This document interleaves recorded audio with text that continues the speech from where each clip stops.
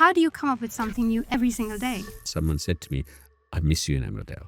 I don't mean to be bad to them, but I think there's a sense of qualities going down. Do you think it's easier for Asians to get into the industry now as opposed to, early 80s? So sometimes I would do it rather than talking about it. Yeah. How long did it take for you to actually feel like, no, you could do it? I've edited the dialogues here, and this is the way I'm going to speak. But in the same way, there's the lack of discipline, and also where's the new filmmakers? Everyone's talking so much over you.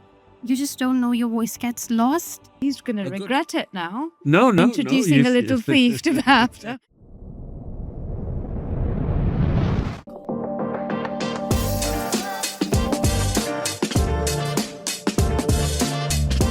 Off book, on air. So Bhasker, you were telling you were at BAFTA yesterday. Do you want to tell us about that first? Yes, yeah. Last night was a showcase from Northern Ireland, films or what they do in Northern Ireland, and in conjunction with BFI, and also a lot of funding came from lottery as well. So they showed 2 animations. The third one was a little documentary, and 2 other political documentaries where Margaret Thatcher did not want to show Iyer voices on the news, basically. So they used actors to dub, basically, those real speeches. And the funny thing was that the Irish actors actually all of a sudden were in demand. So they would ask them to hang around BBC Ireland in Belfast, and they would dub all the political leaders, basically. And I was telling Ravi about it just now, that some of the actors, they said that in the beginning it was quite odd for them to lip sync everything. But when they got really, really good at it, BBC used to tell them, please, no, don't do it perfectly. So please make sure that, you're out of sync and whatever. And because they wanted to make sure that it looked very amateurish. Okay. So we watched 2 documentaries, and then there was a bit of a canapé and drinks, and then I saw a feature film. Again, shot all in Northern Ireland. Will these be streamed on? Is this something we can watch on TV? Is it re-televised? I think Northern Ireland kind of they on their website or BFI website it will be on, basically. Okay. Yeah. So it was a basically showcase, and they used BAFTA basically. So it was I was invited. I wanted to take Ravi with me, but the tickets were very, very limited. So maybe some other time. Yeah, maybe another time. Maybe if I become a BAFTA member, we'll see.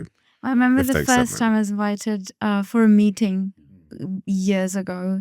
And when I say years, I mean probably 2004 or 5 probably. At BAFTA?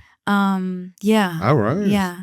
And back then I was in it's going to be out now, in West Side Musicals, background dancer. It wasn't anything special, but I tried to cover up that side of my past.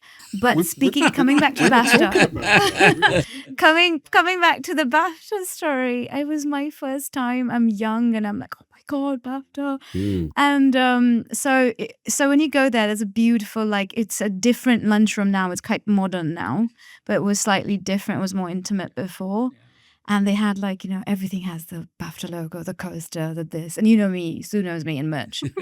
And then it started there's 6 of us there.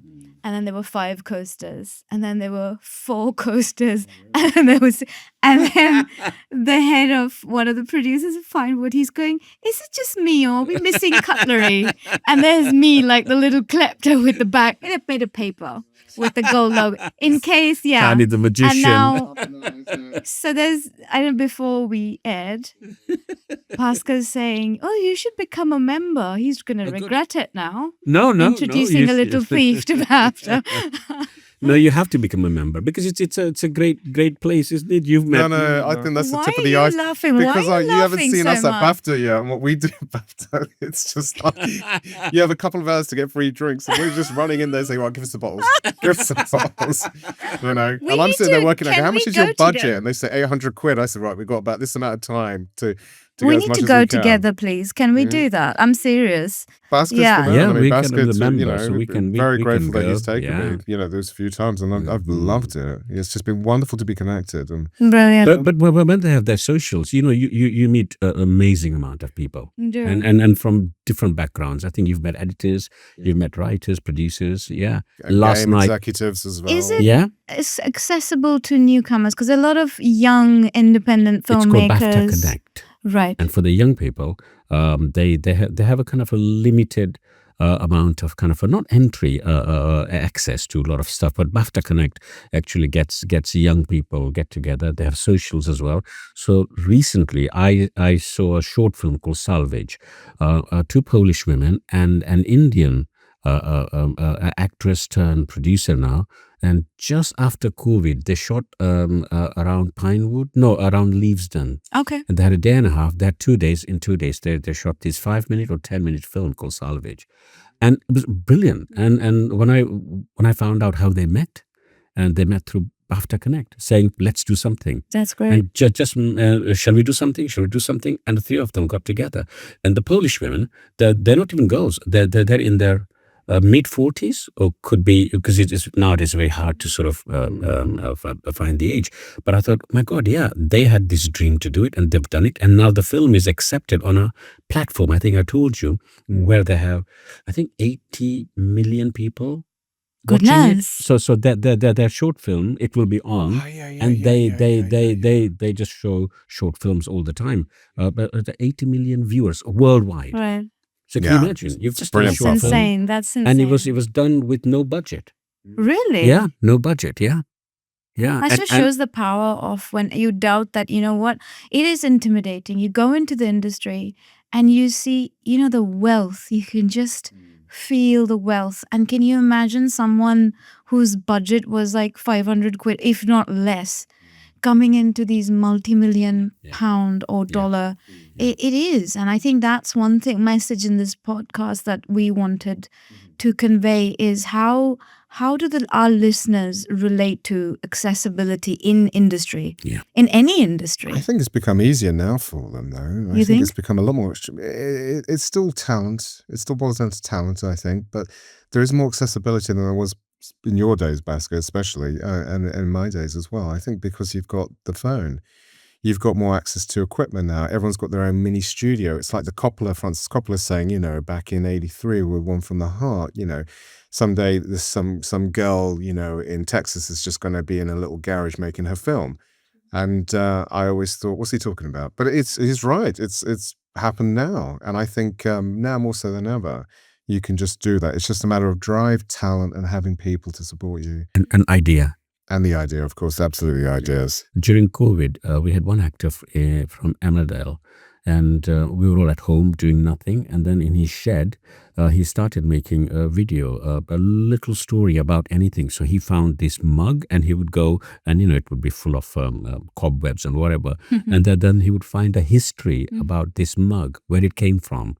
Or how it landed there in the shed that no one touched for a long, long time. What a simple idea. Simple idea. But effective. And then every week he'd find something else. And it wasn't even, he was sort of making up. It was something that was around. And I thought, oh my God, no one thought about that. But he had so many people viewing it on Instagram. See, the thing is it's not just about like how many likes or whatever. What I wanted to touch on was the fact that nowadays the younger, when I say the younger, I'm saying I shouldn't say Generation younger, the Z. generation that probably even, I would say 35 plus, who are successful in knowing how to market themselves on social media. And it's, as Bhasker said, they seem to have these ideas, simple ideas, whereas the sort of 40 plus, not us, obviously. Speak for yourself. Not us, yeah. We are very, we've sort of programmed to, be nice. I'm going to wear something nice. I'm going to get the light. By that time, it's like 1 hour just for like some 6 seconds of footage. When nowadays they just, okay, so hi, I'm walking down the street, and it's so easy and breezy and accessible. So we can say what we like, but there's definitely, they know But it's also a case of just like we grew up loving film and television. You know, I love cinema. I wonder if that still exists now with Generation Z. I wonder if that still has that potent power. I mean, I do meet young people who love that, you know, love films and television, but not strongly, not in the way that we grew up with it. And we were also selective. You know, it's like they don't read books as much now because they've got so many things taking them. So I think there's I don't mean to be bad to them, but I think there's a sense of qualities going down. Quality of scripts are coming down, and also where's the new filmmakers? Where are they coming from? You know, is it really coming from film schools? I think in one way you can have your own studio, but in the same way, there's the lack of discipline. Ravi, I meet a lot of, Tani, I every time I was in Emmerdale, I always made sure, or when I started, when film schools started asking actors to participate in their projects, 5-minute, 10-minute films, and they have no budget, but I always participated. Why? Because I would read a script and go, my God, I want to be part of this. And I always saw that that writer or whoever thought of the idea has somewhere to go, and it's very powerful. My thing is that after they leave a drama school, is there a space for them to sort of develop? The new way of could jump in writing. here with this. What is your take? I know Sue illustrates, and you recently finished a children's book. Yeah. So you were telling me about your experience of going towards publishers and in general. Yeah. The industry has genuinely evolved. Like, it's become more accessible. It's become more inclusive. And I just feel like even though it's given us more opportunities, the competition is increased at the same time.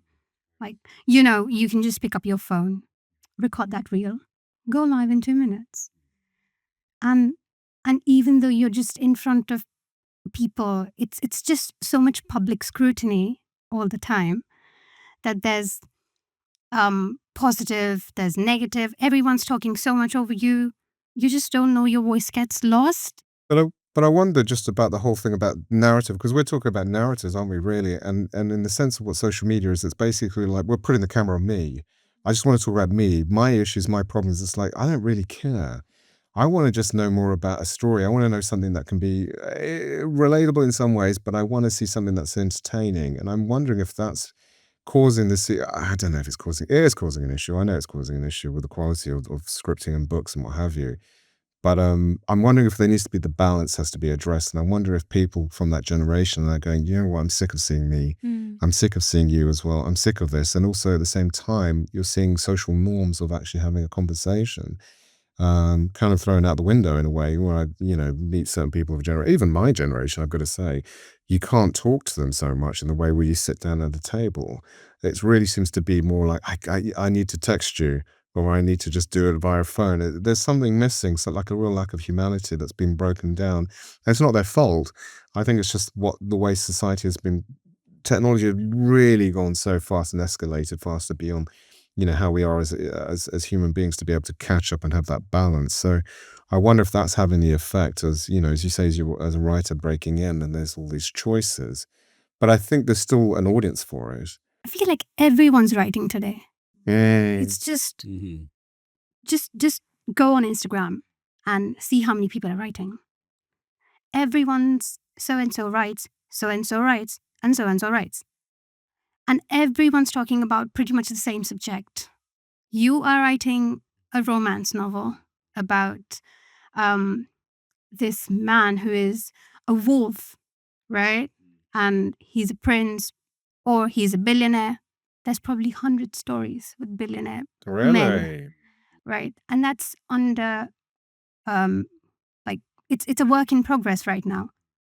And by the time you actually go to a publisher, they come back to you saying, you know what, we're actually doing something similar, we're publishing something similar, and you're just struggling how to make it unique, how to make it new.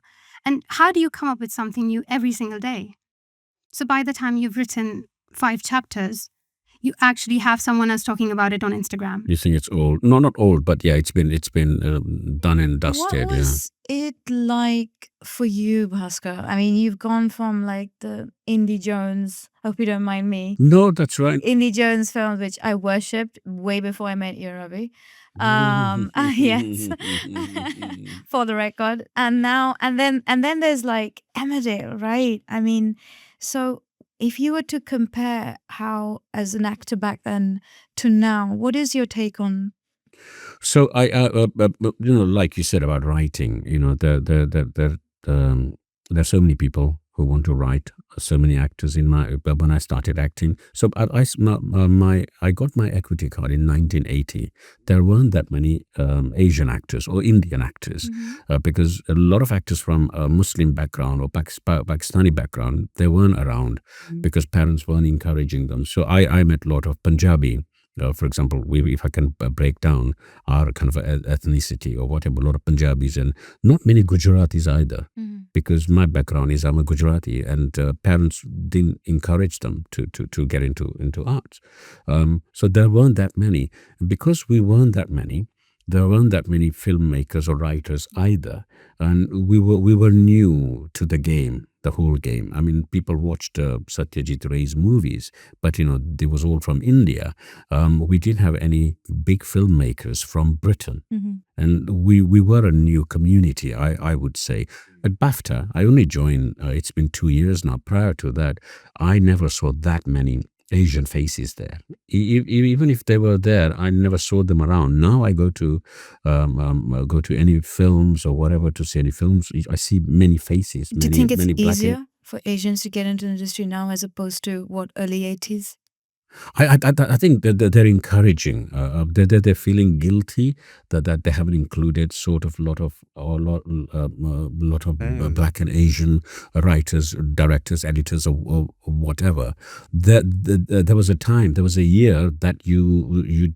I think they just accepted you straight away, But nowadays, to become a member, I think they want to know what you've done, etc., etc. So etc. So it is easier now, but you still have to not fight. You still have to. What is unique about you? The door. Yeah. Because as you were saying, there's so many of them. There's so many actors, and I was saying there's so much talent. Yeah. Back then, it was it was hard. You were spotted in, Rod Stewart was discovered in a train station, or that is not like it is now. You don't even. I mean, I know the way sometimes Netflix producers pick is just through Insta. Okay, let's just make them famous because there's so many. They go in blindfolded. Absolutely, yeah. I mean, when it comes to casting, I think Emma Thompson spoke about that, and we all know that. But I think she became very vocal. A producer has 2 actors that they want, or let's say 3 actors they want, or a director has chosen 3 actors. The producers would go, okay, who has the highest following on Instagram or on social media? Oh my God, that is actually a big challenge. It's just so weird that you have to be famous in order to make it, and you have to make it to be famous. And then the 3 of you equally are talented. All of you are equally talented, but a producer would go with someone who's got many followers. That's a bit sad, though, isn't it? But that's the reality. I mean, tomorrow you make a feature film, and you have two actors or 2 actresses or actors, and you're gonna go with whoever brings in more. But do you feel that pressure though, as an actor, that you need to keep having your feeds? Well, look, I when I started. Emmerdale, I joined Instagram, and then my fellow actors they said, oh, that's good. They encouraged me. They said, you have to do it now because you're in a soap, a lot of people watch it. And then a week later, the actor Rick Makaram, he's a lovely actor, and in fact now he's just played Jesus, and I think that series it's on Fox's or on NBC or whatever. And then he said to me, "What have you done?" And I panicked because I thought I was new to the social media, Twitter and Instagram. I whoever accepted me or liked me, followed me. I followed all of them. He said, "You don't do that. Oh no, you don't do that." I love it. I love Tani, it. I had no idea. By the way, impressed am I with your Instagram? I'm like, wow, Bhasker, be on this. I better spruce up. No, I then stopped to kind of putting photo. My daughters go, "What have you done? That photograph you put that's no good." So I then started getting tips or criticisms from my daughters. They're 24 and 22. So even then, no, you don't do that, Daddy. You don't do that. That pose is no good. For me, I'm instantaneous kind of. If I spontaneous. feel it, spontaneous. Right, I just do right. it. And I think for me, that's more natural than, like you said, people spend time, that they have the know-how of how to choose a photograph or how to pose. And it's important. But for me, I don't know. I just go with my gut feeling. See, I would follow that over a very contrived, it's situation. not enjoyable anymore, is it? Like social media was supposed to be fun. You were supposed to enjoy what you were doing. Now there's like the cool it crowd, and then they're like the wannabes, and it feels like So it's like bullying. it feels like the play. Oh yeah, it's a complete school playground. You get tagged very easily. Yeah, cancel. Yes, yeah. So Cancel. Is that where cancel culture comes from? Well, if so now, I was going to talk about this. Anything you say, like even like if I just said right now, freedom of speech, somebody listening would probably be like, hater, don't like it. If I say cancel culture, and the fear of being edited, because I personally, we all have seen things taken out of context, and then most people will not see the full version, right? We will see that abbreviated version. So I never always take things for what they are. That kind of thing of like perfection, isn't it? No one's perfect. We've all got our flaws, and that's the beauty of humanity. Absolutely. But I think that's natural. I think I like innocence. I think it's good to have that in us. So yeah, I think I don't want to know everything. I think it's also when you play a part, I think I'd rather I read it. You rehearse it, and then if something I'm missing, I think the director's going to tell me. Yeah. Because it's somehow when you know everything, but then I might be wrong by saying this one. But I think it's nice to have that kind of innocence about it. I don't think there's a wrong or right. I think everyone's got their own personal method that works, that you bring to the table.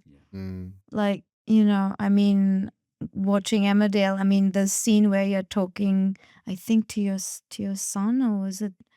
Yes, the one where you're sitting in the garden. With the blanket. And it just, in the first, for me, it's the first 15 seconds of any character that you can press anywhere in the episode. I don't have to be watching from the beginning.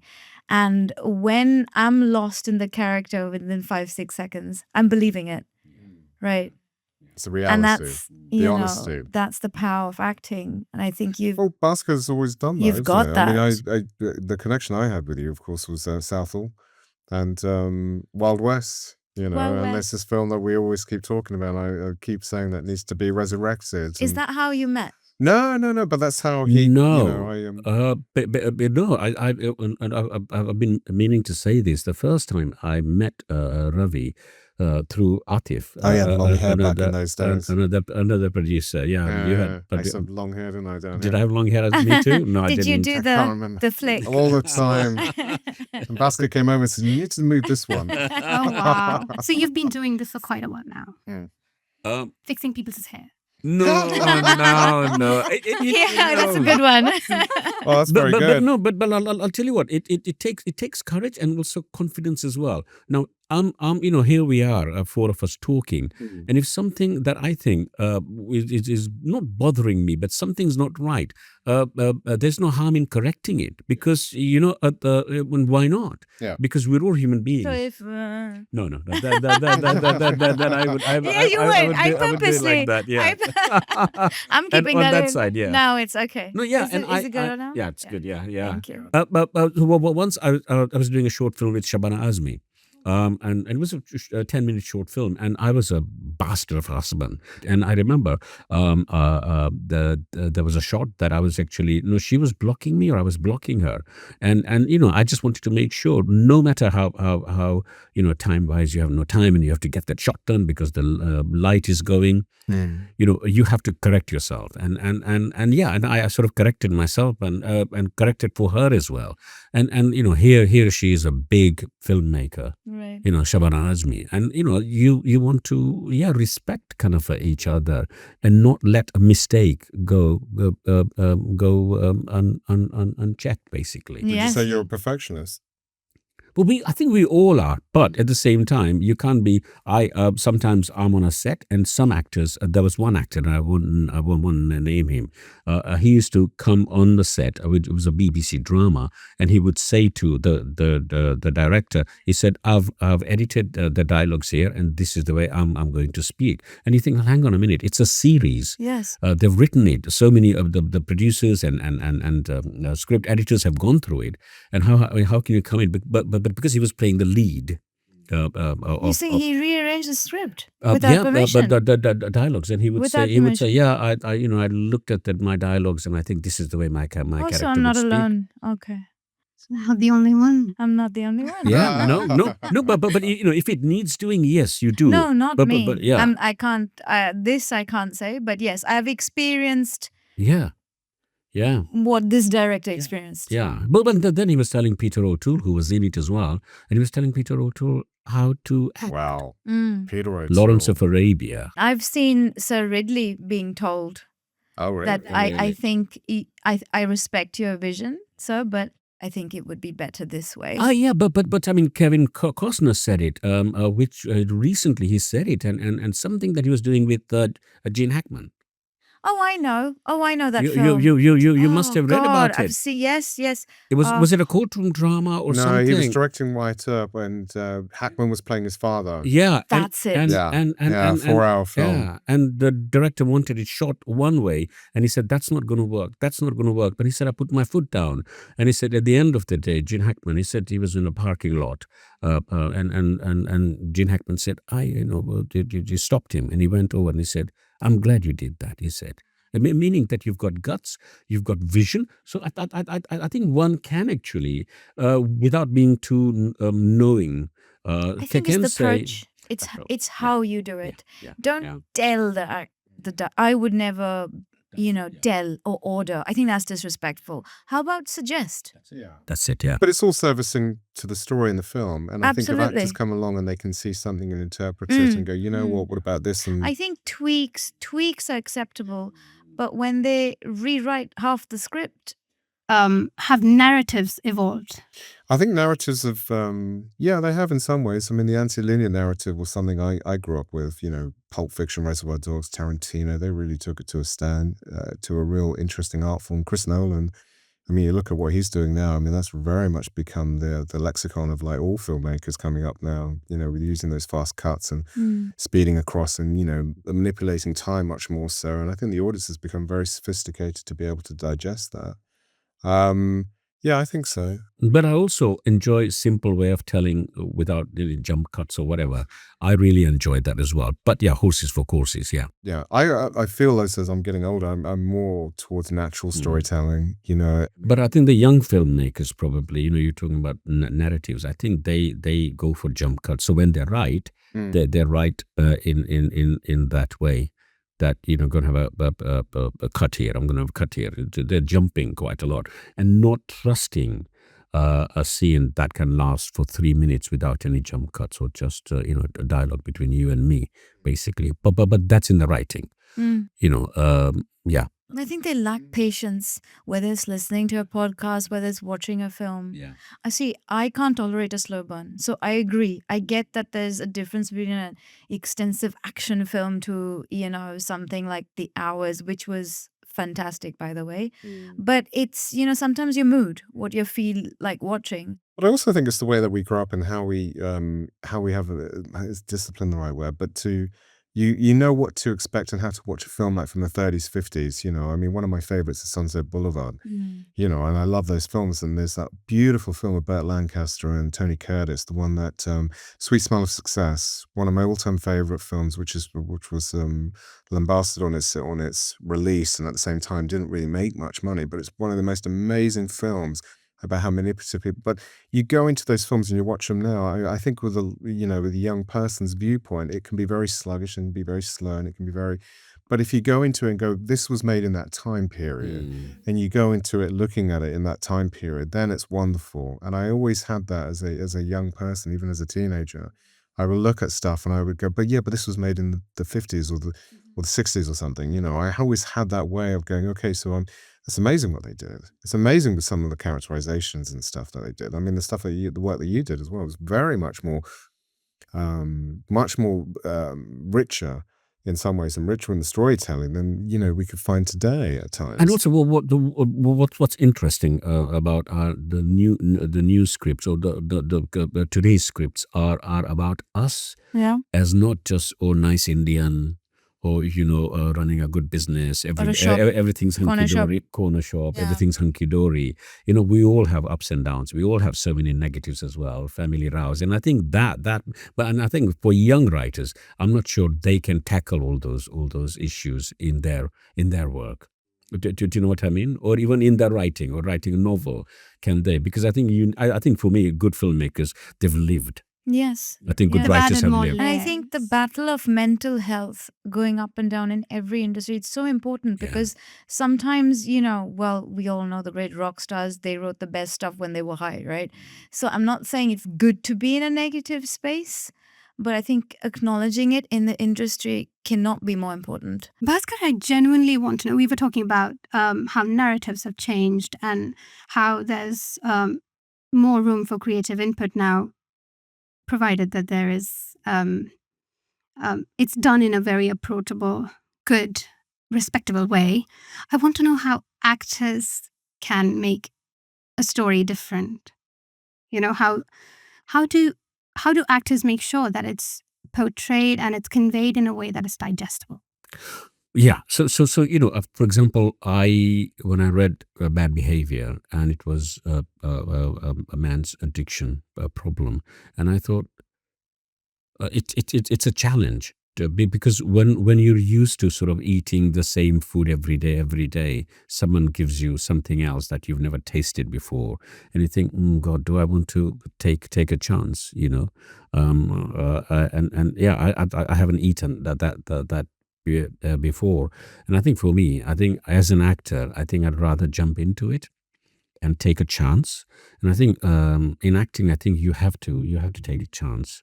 Because, what's the point of playing safe all the time? For example, at 12 years, I was in Emmerdale. I loved it. I loved the character. But in the beginning, I think I was the second fiddle or third fiddle going in with a English wife, basically, and having mixed race children.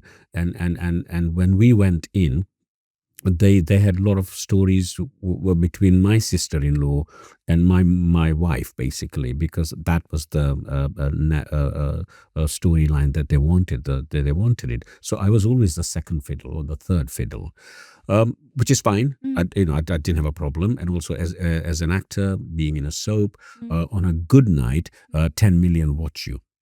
This is in Britain. And you think, well, great. And on a normal evening, you'd have about 8 million or 6 million watch you. So, great to be there.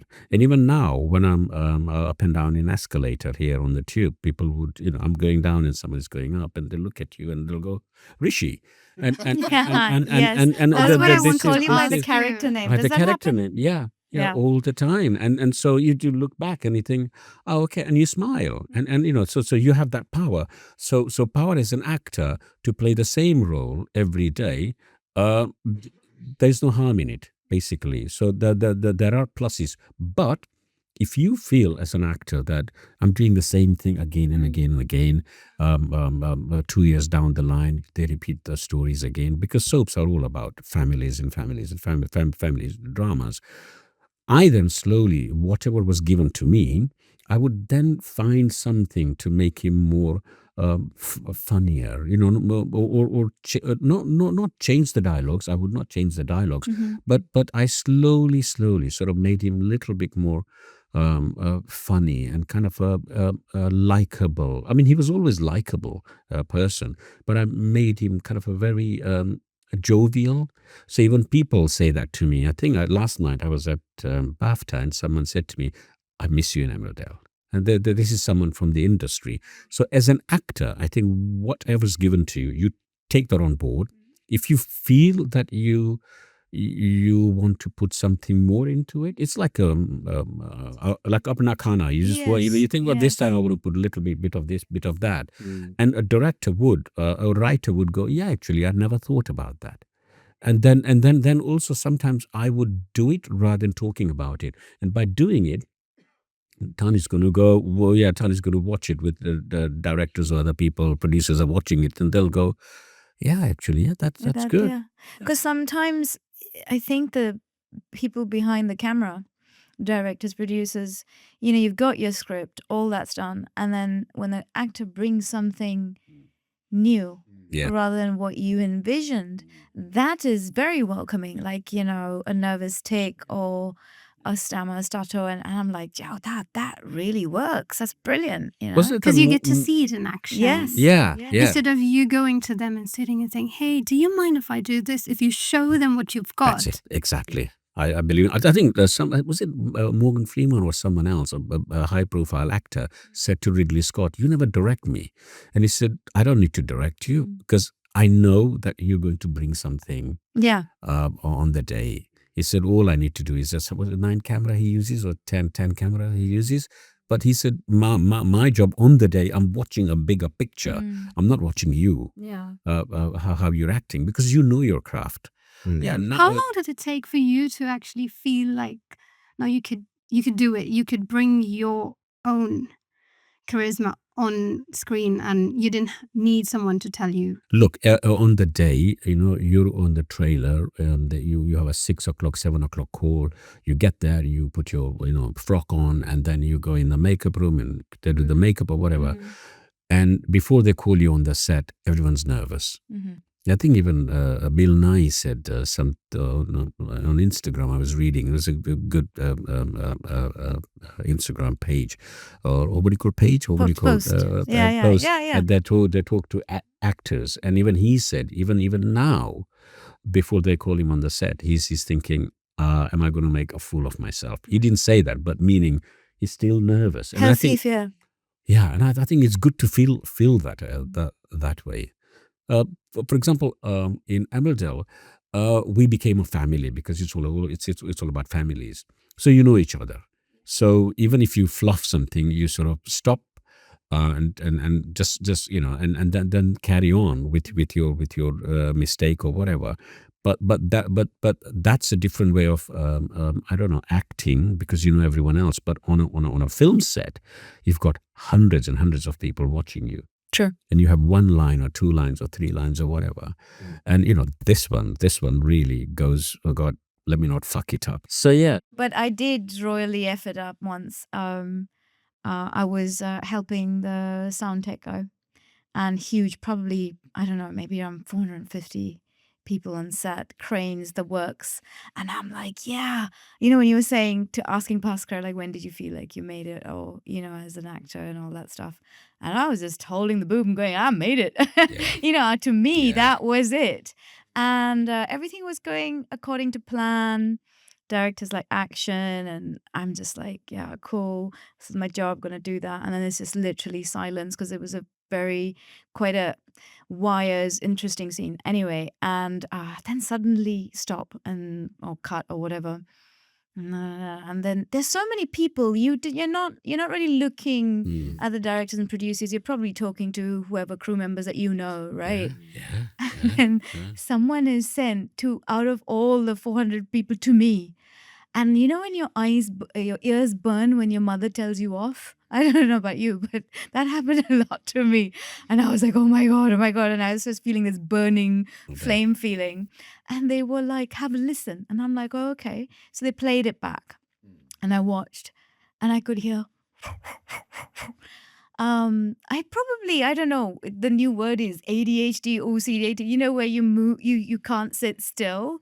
And I was happily, the floor, it was sort of a forest scene, so there were lots of leaves. Yeah. And my feet were happily crunching away, and I probably cost a couple of grand. Was this because Robin of Hood? moi. Yeah, I'm not going to say what, but they were so nice. I was like, oh my God, if they send the bill, we'll have to sell everything. Sorry, kids, no food. But it is fun, and I think it's nice. We definitely wanted an insight, like, into the stuff that people don't see. No. You just see the lovely glam side, right? We see the grandeur of it. Yeah. Talking about the grandeur, I actually want to know how it was on the Indiana Jones. Yes, please. set. We've been itching to ask. Because I actually saw you talking about it. behaving and In an interview, you were saying how it was meeting Harrison Ford for the first time. Yeah. How is it? I was in a play, Map of the World, at the National Theatre. Casting director came, and she saw me, another actor as well, and he became the human sacrifice, Nizwar Karanj, and I was given another role where I'm on a swing bridge. And I trying remember to that one.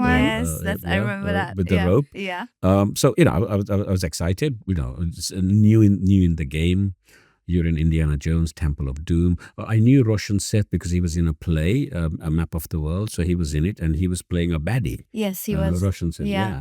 But my scenes weren't with him, and of course we all know Amarish Puri. I mean, Of course. he's no longer with us, and he was playing the baddie, Kalima, Shakti De. How can we De. forget? I know exactly.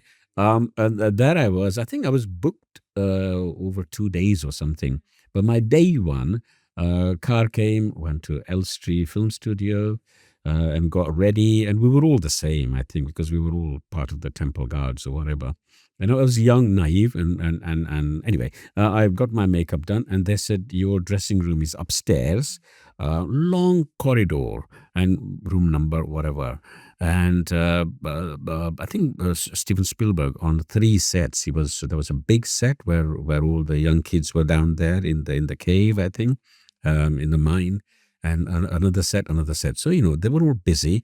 There I was on my own, got ready. They said, go and wait, and if you want tea, coffee, just let us know. Anyway, I went upstairs, a long corridor. It was like a scene from another film, I've forgotten, but in a long corridor, and someone was walking towards me, and that was Indy. Oh, In wow. his Oh my in his gosh. hat, and in his whip as well, Oh my and god. walking across me just like that, and I was, oh my God. And as we crossed, he said hi. Oh god. Wow. I'm finished. Dead. Yeah. Wow. How tall is he? Can you? I can't remember now. Probably, but taller than me, of course. Yeah, must be. I can't remember. About 6 foot something. But isn't I have that vision of me sort of, seeing someone sort of approaching me. It's like Lawrence of Arabia, the scene where in a desert, something is yes. approaching you. Sharif. And me, I just started acting. I was new in the game, and I had a small part in The second one you went, no, wasn't it? the Bond, not GoldenEye. The Indian one with Kabir Bedi in it. Oh, I know the Octopussy. one where he's got a he's a We were- Sikh. He plays a Sikh. Octopussy. Octopussy. Were you an Octopussy. octopus?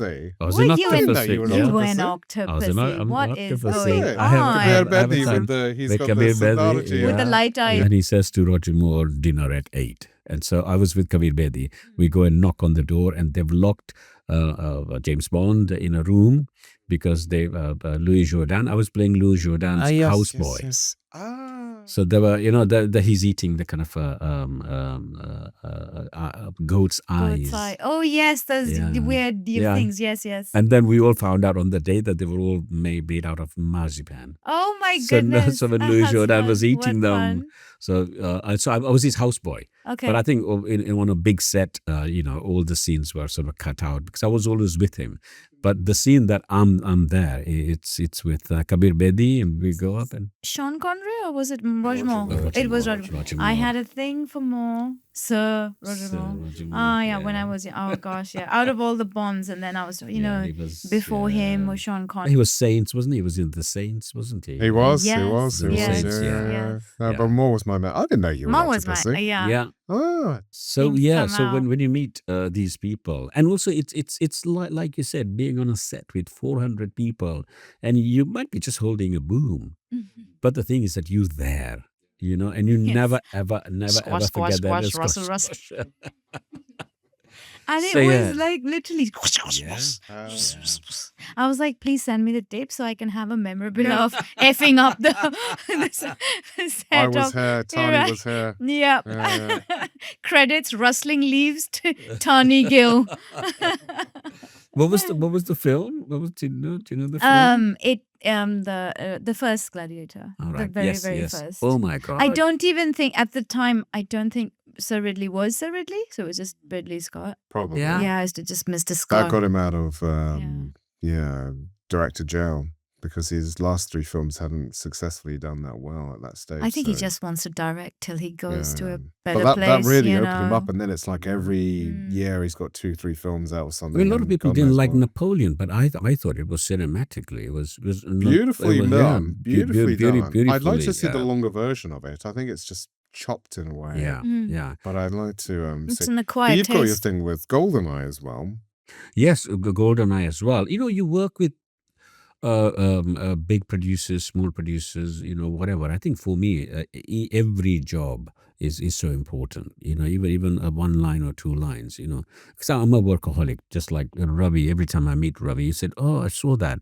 We'd go and see a film, and he'd go, "God, I've got an idea. I've got an idea." Mm. And I think I'm like that. I'm a workaholic, basically. You've been listening to Off Book On Air, and if you liked what you heard, then please like and follow.